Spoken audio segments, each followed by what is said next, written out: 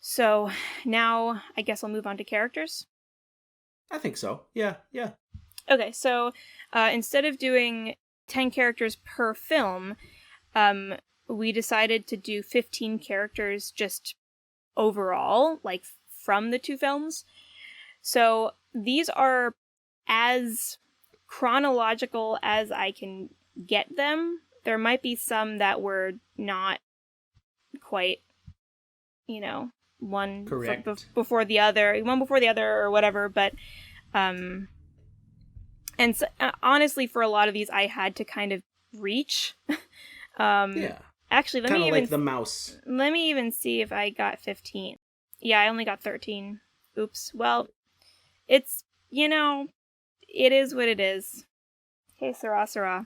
I went into this thinking like there would be an overabundance of characters, and it wound up like there's just a fair amount.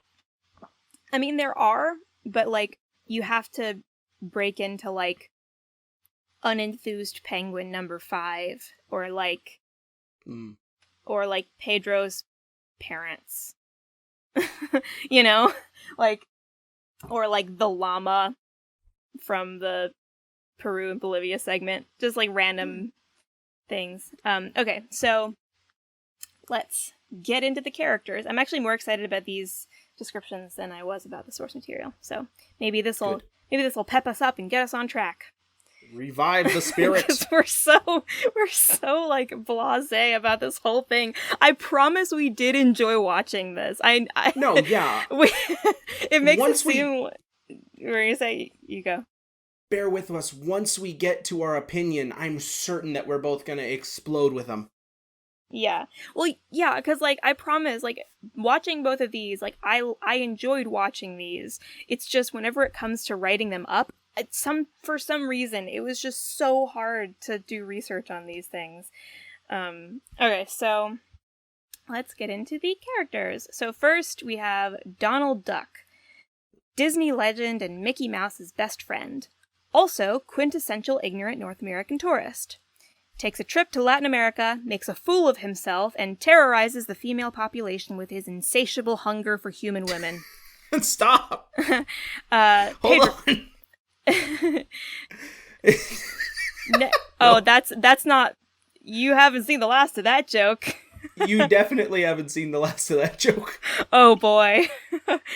Oh man. Okay, so next we have Pedro, baby male plane, and by the way, it's M-A-I-L, not M-A-L-E. I should have specified that before. I'm not saying he's like a baby boy plane. He is, I guess, a boy. He's male coded, but he's a plane who delivers mail.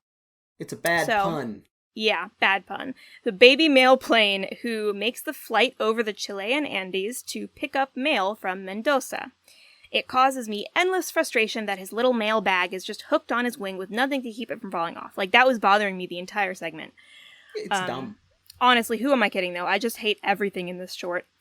Like, from the first moment that you mentioned it, I was so glad that we were both on the same page with how much we don't like the Pedro the Plane story. It's so much of a, we have to have something for Chile. We gotta do something. We gotta do something for Chile. Mail plane. Yeah, we gotta have something, but we can't go down there. Because no place else has mail. Yeah. So mail was invented in Chile. Yeah. I guess it's like famous about like the Andes and anyway, whatever. So also there's troubling implications in the schoolhouse when it shows a plain skeleton and it's all just bones in there. It's all bones. It's a skeleton in the shape of a plane. It's quite troubling. It's like one of those Spirit Halloween decorations. Yeah. Octopus skeleton. Exactly. It's like, come on, man. Cephalopod ain't got no bones. Okay, so next That's a shirt right there. Cephalopod ain't got no bones. Cephalopod ain't got no bones. Oh, man. Yep, that's our next merch. First is crows are birds. Second is cephalopod ain't got no bones. Okay. Next I have Aconcagua. Aconcagua. Giant scary mountain with a face on it. He's like Monstro the Terrible Whale, but geological version. He's not nearly as terrifying to me as Monstro the Terrible Whale. Yeah, he gives off the same vibes though, like in this animation. He's also what I imagine Night on Bald Mountain would be if Chernobog really was just the mountain. He just kind of looks like the mountain. If he didn't turn into like the devil himself. It's like if Night on Bald Mountain was an evil whale. Yeah. No, like, okay, whatever. I know, I'm just messing with you. A equals B, B equals C, A equals C. No. Also, he sort of looks like my uncle. So, next we have the narrator. He's a sassy pun master who lives to torment Donald and Goofy as they stumble their way through unfamiliar scenery. I don't know who he is or where he came from, but he's the only thing holding me together while watching this until I get to the Brazil segment. Yeah. Yeah, he's got me. Alright, so next we have Jose Carioca. And for the longest time, I kept saying Jose, but I guess the Portuguese pronunciation is Jose. I don't know. But he's also known as Joe, and that's what I'm going to call him. Inspired by one of Brazil's most iconic tropical birds, this dapper bow-tie-wearing green parrot is a carioca, a name for people from Rio de Janeiro. A musician at heart, Joe seems able to summon up a diegetic samba melody at will and play along with it using random items as a guitar, a flute, an accordion, and many more. He's sentimental, carefree, and superior to his new friend Donald in virtually every way. Have you been to Bahia? Have you been to Bahia? Have you been to Bahia, my friend? No. No. Next, I have El Gaucho Goofy. Before that, you know what I think is funny? Yes. Well, okay, then I know I don't need to say it. No. It never occurred to me how unfair the name choices were for the original Mickey Mouse universe characters. I mean, all of them have normal names. There's Mickey, there's Donald, Minnie, Daisy, Clarabelle, Horace, Pete, and then there's Goofy. Even Pluto has a semi-normal name, and he's literally Mickey's pet.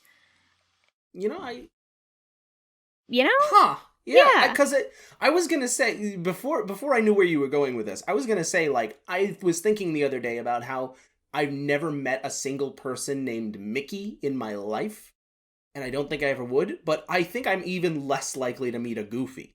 Yeah. I know 2 Mickeys. Really? Yeah, neither of them are mice. Multi-Mickey? Both of them are human. Yeah. Is one of them so fine they would blow your mind? Hey, Mickey? One of them is my best friend Sarah's dad, and I started to sing that song once, and she gave me this haunted look, and so I immediately stopped, and I never sang it again. But yeah, no, Goofy, even because you said that Art redesigned Goofy from Dippy Dog, even Dippy would be a more normal name than Goofy. Dippy. Hey, can we censor Abbott? Can we just censor Art? Yeah, I don't know. So, but anyway, so in this movie, Goofy is a North American cowboy who the narrator whisks away to spend a day in Argentina as a gaucho, much to the chagrin of F. Molina Campos. Who I don't know if we've explained before. You might explain later, but F. Molina Campos was I don't know if he's still alive. He looked pretty aged in the movie. He looked like maybe he was in his 40s, 45s, yeah. Yeah. But anyway, he was a famous artist in Argentina who drew a lot, or painted, I guess, a lot of paintings of gauchos who they're basically kind of like what you think of a cowboy, really. But they're from Argentina. But the whole short, it's I guess he was just a little bit upset because instead of creating a character who is a gaucho, like they did with Joe Carioca, they took a North American character and literally had him wear the costume of this culture for the segment. You know what would have been great? What? An avestruz, which is the in the I don't know if I'm saying that right, but it's the It's the Argentinian ostrich that the gauchos typically round up with their bolas, as we see in the thing. Yeah. So you have an avestruz who is a gaucho. That would be interesting. That's a character. That would also have troubling implications because he would be hunting his own people for sport. I hadn't thought about that. Yeah. Yeah. You need to anthropomorphize him somehow. Right. You need a whole different. What if you have a horse? A horse who's a gaucho. He's his own pingo. That also has troubling implications. I don't know. Maybe this is why they went with Goofy. They had this exact conversation, and they were like, it's easier to just do Goofy. They should have just made, like, another bird, though, because, like, it has a whole bird theme, because there's Pancho, who's a rooster, and then whatever. We're getting too into this. We're getting too deep. Yeah, getting too deep. And I think Campos was also just kind of upset because it seemed like they had decided what they were going to do for the clip before they even came to his ranch to, like, talk to him about it. And they just came there for the footage. Yeah, so he's kind of like the artistic expert on Gaucho, so he just felt kind of left out. Anyway, whatever. Next we have Pablo, who is a penguin who goes in search of warmer weather, and also who is the uncredited inventor of the first jet ski. By breaking physics, right? Yeah, by breaking physics. He bails himself out of his little bathtub and then sticks the shower head in there and invents the first jet ski. So next we have the Araquan, who is a chaotic neutral bird and being of utter chaos who possesses a Looney Tunes-esque ability to mess with reality along with the strong need to implement it.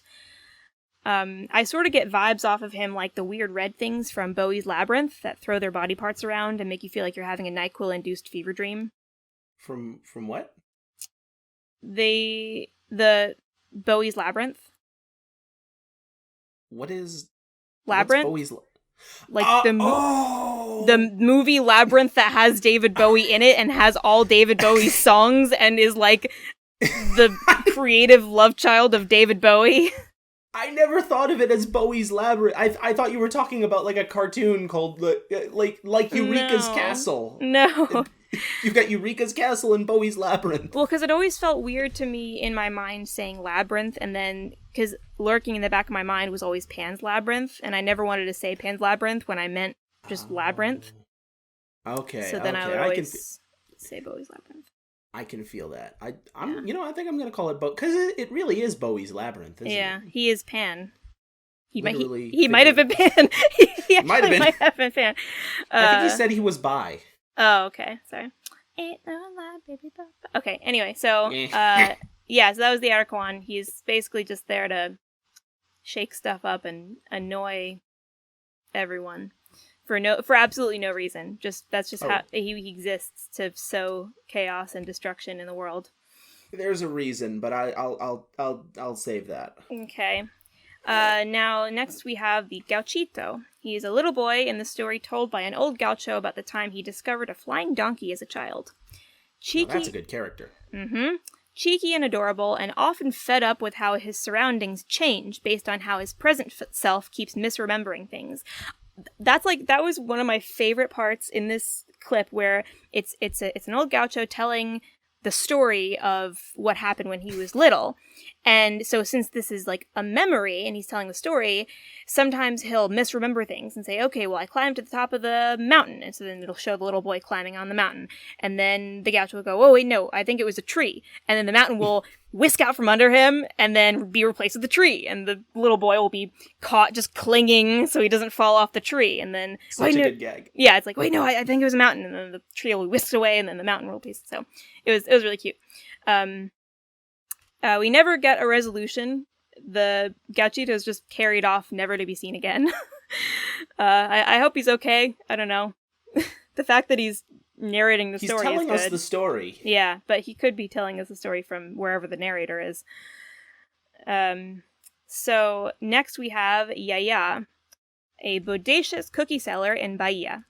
Flirted with by an infatuated Joe, physically chased after by a frothy-mouthed Donald, and then pursued by what seems like the entire male population of Bahia. She seems unfazed by the attention, but like, come on, guys, she's just trying to do her job. Just buy a cookie and move on. Not a single person bought a cookie from them, did they? No, like nobody bought a cookie. They're just like playing percussive songs with a pencil in their teeth. She's like, dude, just buy a cookie. Yeah, and she's played by Aurora Miranda, right? Sure. Yeah. Yeah. I know she was in the credits, and it was like, hey, we got Carmen Miranda's sister, and I was like, cool. Yeah. I remember seeing that. So next we have Panchito Pistoles. Panchito Pistoles. The name really does half the description for me. Poncho-adorned, sombrero-wearing, and pistol-packing rooster who arrives straight from Mexico, well, really from Burbank, but let's pretend otherwise, straight from Mexico to wish Donald a happy birthday with a grite and the excessive discharge of a firearm. Like Joe, Panchito is more than happy to show Donald his home country and takes him to the beach, where Donald rabidly lusts after girls, the desert, where he rabidly lusts after girls, and finally Mexico City, where he rabidly lusts after inanimate objects onto which the head of a singing girl has been magically transposed. Yeah, what the... So, next we have Sexy Mexican Flower Lady, ?